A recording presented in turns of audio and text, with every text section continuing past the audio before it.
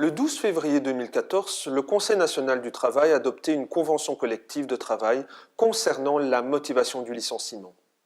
Cette convention collective de travail est entrée en vigueur le 1er avril 2014. Elle s'applique donc au licenciement postérieur au 1er avril 2014. Cette convention exclut de son champ d'application notamment les travailleurs qui sont licenciés durant les 6 premiers mois d'occupation. Cette convention collective de travail ne prévoit pas d'obligation générale d'exposer au moment de la rupture du contrat de travail les raisons pour lesquelles il est mis fin au contrat.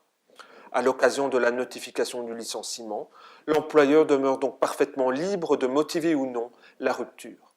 Par contre, elle a instauré un droit général dans le chef du travailleur d'être informé, postérieurement à son licenciement, des motifs concrets ayant conduit à son licenciement. L'employeur est donc désormais obligé, sous peine de sanctions financières, de préciser les motifs fondant la rupture du contrat de travail si le travailleur en formule la demande. Dans l'hypothèse où l'employeur n'a pas spontanément motivé le licenciement du travailleur, ce dernier doit adresser à l'employeur la demande de motivation par courrier recommandée dans un délai de 2 mois à dater de la rupture du contrat. En cas de licenciement moyennant la prestation d'un préavis, la demande du travailleur doit être adressée à l'employeur par pli recommandé dans un délai de 6 mois après la notification du licenciement, sans toutefois dépasser 2 mois après la fin du contrat de travail.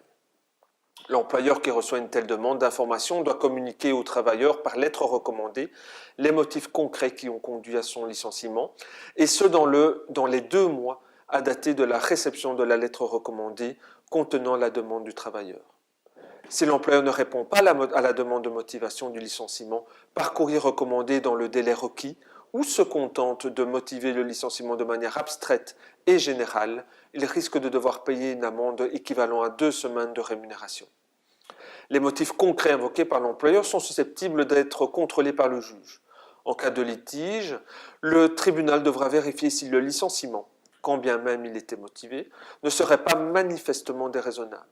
Le licenciement manifestement déraisonnable est celui qui ne présente aucun lien avec l'aptitude ou la conduite du travailleur ou les nécessités de fonctionnement de l'entreprise et qui n'aurait jamais été décidé par un employeur normal et raisonnable.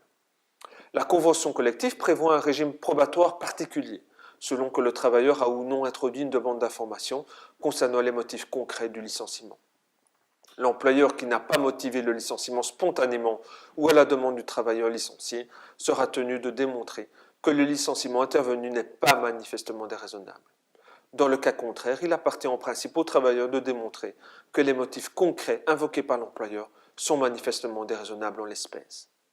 Dans l'hypothèse où les juridictions du travail devaient reconnaître l'existence d'un licenciement manifestement déraisonnable, une indemnité forfaitaire pouvant varier de 3 à 17 semaines serait due. La hauteur de l'indemnité dépendra de la gradation du caractère manifestement déraisonnable, question tranchée par le juge.